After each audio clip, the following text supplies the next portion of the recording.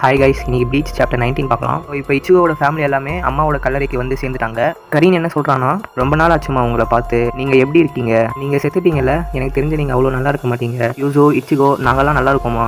அப்பாவும் ரொம்ப நல்லா இருக்காரு, ஆனால் அவர் நடந்துக்கிற விதம் தான் கடுப்பாக இருக்கு அப்படின்ட்டு கரீன் சொல்கிறா. அதுக்கு இச்சுகோ அப்பா, இப்போ நம்ம குரோசாக்கி ஃபேமிலியோட கல்லறையில் ஒரு டோர்னமெண்ட் நடத்துகிறோம். இந்த டோர்னமெண்ட் 2 மணி நேரம் நடக்க போது ரொம்ப ஃபன்னாகவும் இருக்கும். ஃபர்ஸ்ட் மேட்ச் எனக்கும் இச்சுகோக்கும் தான். யார் தோக்குறாங்களோ அவங்க ஒரு வாரம் அடிமையாக இருக்கணும் அப்படின்ட்டு இச்சுகோ அப்பா சொல்கிறாரு. அதுக்கு யூசோ, அப்பா இதை நிறுத்துங்கப்பா அப்படின்ட்டு சொல்கிறா. எல்லாம் மேல இருந்து ருக்கியா பார்த்துட்டு இருக்கா. யூசோ என்ன சொல்றானா, இச்சுகோ அப்பாவை ஸ்டாப் பண்ணு அப்படின்ட்டு சொல்றா. இச்சுகோ அப்பா டோர்னமெண்ட்டை ஸ்டார்ட் பண்ணலாம் அப்படின்ட்டு சொல்றாரு. இதுக்கு யூசோ என்ன சொல்றானா, அப்பா இப்போ இது மாதிரி நீங்க பண்ணீங்கன்னா உங்களுக்கு நைட்டு டின்னர் கிடைக்காது அப்படின்ட்டு யூசோ சொல்றா.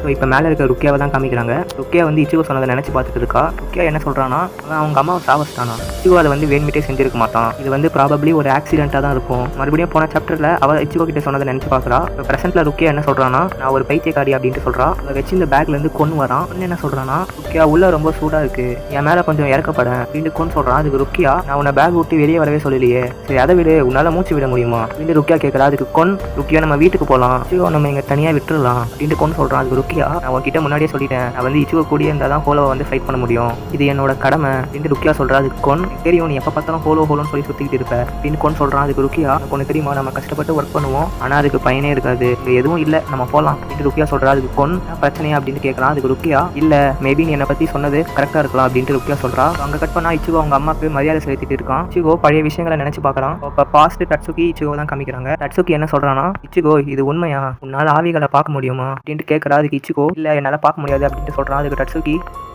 நானும் அதான் நினச்சேன், என்னை பற்றி பேசின பசங்கள்லாம் பைத்தியம்னு நினைக்கிறேன். மிகாமி என்ன சொன்னான்னா, நீ யாரும் இல்லாத இடத்துல பேசிக்கிட்டு இருந்தியா, அவன் என்ன சொன்னான்னா உன்னால் கோஸ்ட் பார்க்க முடியும் அப்படின்னு சொன்னான். ஸோ அப்போ இச்சுகோ வந்து சிரிக்கிறான். இச்சுகோவோட மைண்ட் வாய்ஸை தான் காமிக்கிறாங்க. இது என்ன சொல்லுதுன்னா, உனக்கு தெரியுமா, என்னால் வந்து ஆவிகளை பார்க்க முடியும், நான் அதுங்களை கிளியராக பார்ப்பேன், நான் சின்ன பையனாக இருக்கும்போது ஆவிகளுக்கும் மனுஷனுக்கும் உள்ள வித்தியாசத்தை கண்டுபிடிக்க முடியாது, அதனால என்னை சுற்றி இருக்கவங்க இது மாதிரி கேள்விகளை கேட்பாங்க. வழக்கமாக நான் என்ன பண்ணுவேன்னா, சிரிச்சுட்டு அந்த விஷயத்தை அப்படியே விட்டுருவேன், அது எனக்கு ஒரு பெரிய பிரச்சனையாக இருக்காது, அது மாதிரி தான் நான் நினச்சிக்கிட்டு இருந்தேன், ஆனால் அந்த ஒரு நாள் வர வரைக்கும் அப்படி சொல்லும் போது பாஸ்ட் இச்சுகோவோட இன்சிடென்ட்டை தான் காமிக்கிறாங்க. ட்ரக் ரோட்டில் போகும்போது அதனால தண்ணி இச்சுகோ மேலே படுது. இச்சுகோ அம்மா வந்து நீ ஓகேவா அப்படின்ட்டு இச்சுகோ கிட்ட கேட்குறாங்க. மனுஷர் இச்சுகோ, 2 பேர் இடத்த மாற்றிக்கலாம், இப்போ அம்மா வந்து ரோட் சைடு பக்கமாக நடக்கிறேன் அப்படின்ட்டு இச்சுகோ அம்மா சொல்கிறாங்க. அதுக்கு இச்சுகோ, இல்லை நான் நல்லா தான் இருக்கேன், கோட் வந்து என்னை எப்பயுமே ட்ரையாக வச்சுப்போம். அப்போ பேக்ரவுண்டில் இச்சுகோக்கு 9 வயசுன்னு சொல்கிறாங்க. இந்த இன்சிடென்ட் எப்போ நடக்குதுன்னா ஜூன் 17. இச்சுகோ அம்மா என்ன சொல்கிறாங்கன்னா, நீ இந்த மாதிரி ஒரு விஷயத்துலேருந்து என்னை காப்பாற்றுற, நீ எவ்வளோ தைரியமான பையன், ஆனால் ஒரு நிமிஷம் வெயிட் பண்ணு, ரோட் சைட் டியூட்டி அப்படின்றது இச்சுகோ ஒரு வாட்டி கூட தோக்க அடிக்காதவனுக்கு கிடையாது இச்சுகோ அம்மா சொல்கிறாங்க. அதுக்கு இச்சுகோ, நீ என்ன சொன்ன, அதுக்கப்புறம் இன்னொரு நாள் அவளை தோக்கடிச்சேன் அப்படின்னு இச்சுகோ சொல்கிறான். அதுக்கு இச்சுகோ அம்மா, இப்போ உன் மேலே இருந்த தண்ணிலாம் க்ளீன் ஆயிடுச்சு, நம்ம போகலாம் இச்சுகோ அப்படின்னு இச்சுகோ அம்மா சொல்கிறாங்க. இப்போ இச்சுகோவோட மைண்ட் வாய்ஸ் என்ன சொல்லுதுன்னா, எங்கள் அம்மாவை லவ் பண்ணு, அவங்க ஒரு வாட்டி கூட அழுதோ கோவமாயோ பார்த்ததே இல்லை, பேரண்ட்டோட மோட் வந்து அவனோட பையனை பெரிய தாக்கம் ஏற்படுத்தும், தெரிஞ்சு அந்த விஷயம் எங்கள் அம்மாவுக்கு தெரியும்னு நினைக்கிறேன், என்ன நடந்தாலும் சரி நான் அவங்க கூட இருந்தேன்னா நான் ஓகேவா இருப்பேன். பேக்ரவுண்டில் இச்சுகோ அம்மா இச்சுகோ கிட்ட கையப்பொடி அப்படின்னு கேட்குறாங்க. இச்சுகோவும் உங்கள் அம்மா கையை பிடிச்சி ஒன்றா நடந்து போகிறாங்க. மறுபடியும் இச்சுகோ வயசு என்ன சொல்லுதுன்னா, நான் மட்டும் இல்லை, யூசோ, கரீன், எங்கள் அப்பா எல்லாரும் எங்கள் அம்மாவை லவ் பண்ணாங்க, அவங்க தான் எங்கள் யூனிவர்ஸோட சென்டரு. எங்கள் அப்பா என்ன சொன்னார்னா, என்னோட பேருக்கு அர்த்தம் காப்பாற்றுறது, அதனால நான் எங்கள் அம்மாவை காப்பாற்றணும்னு நினச்சேன், அவங்க என்னை எப்பயுமே காப்பாற்றிக்கிட்டே இருப்பாங்க.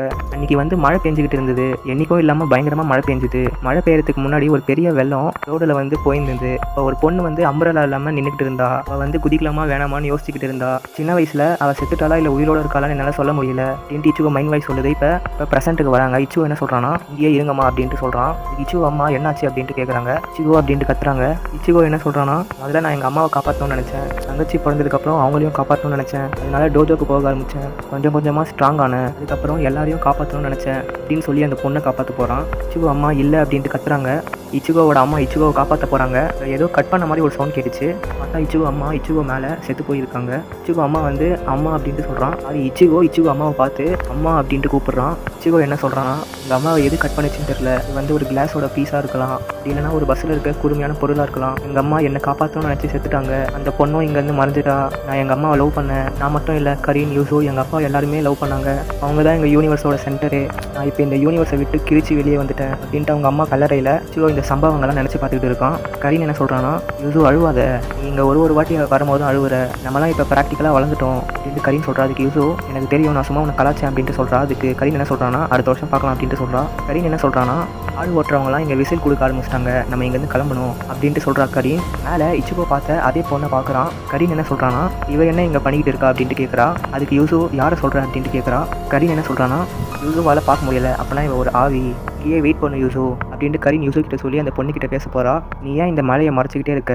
உனக்கு எதனா பிரச்சனைனா இந்த மலையில் ஒரு சாமியார் இருக்கான், அவர்கிட்ட போ அப்படின்ட்டு கரீன் சொல்கிறா. அதுக்கு அந்த பொண்ணு, நீ என்னை பார்க்கல அப்படின்ட்டு சொல்கிறா. அதுக்கு கரீன், ஆமாம் என்னால் உன்னை பார்க்க முடியுது, நீ சீக்கிரட்டாக வச்சுக்கோ, எனக்கு ரொம்ப கூச்சமாக இருக்குது கரீன் சொல்கிறா. அதுக்கு அந்த பொண்ணு, நான் பேசுகிறத நீ கேட்குற அப்படின்ட்டு அந்த பொண்ணு சொல்கிறா. அதுக்கு கரீன், ஆமாம் என்னால் கேட்க முடியுது அப்படின்ட்டு சொல்கிறா. அதுக்கு அந்த பொண்ணு, என்னை பார்க்க அவ்வளோ டேஸ்ட்டாக இருக்குது அப்படின்ட்டு அந்த பொண்ணு சொல்லுது. அந்த ஹோலுக்கு பின்னாடி அந்த பொண்ணுக்கு பின்னாடி ஒரு ஹோலோவை காமிக்கிறாங்க. லாஸ்ட் சீனில் ருக்கியாவும் அதை சென்ஸ் பண்ணுற மாதிரி காமிக்கிறாங்க. இந்த பொண்ணு தான் இச்சிகோவோட பாஸ்ட் இன்சிடென்ட்லேயும் வந்திருப்பா. இப்போ ப்ரெசென்ட்டில் இவ ஒரு ஹோலோன்னு கன்ஃபார்ம் பண்ணிட்டாங்க. இப்போ பாஸ்ட்லேயும் இவ வந்து ஒரு ஹோலோவாக தான் இருந்திருப்பா. அவங்க அம்மா செத்ததுக்கப்புறம் இச்சிகோ இந்த இடத்துல அந்த பொண்ணை பார்த்துருக்க மாட்டான். ப்ராக்டிக்கலாக இந்த ஹோலோ தான் இச்சிகோ அம்மாவை சாவடிச்சிருக்கணும். இந்த இடத்துல சாப்டர் 19 முடிக்கிறாங்க. Bye guys, piece.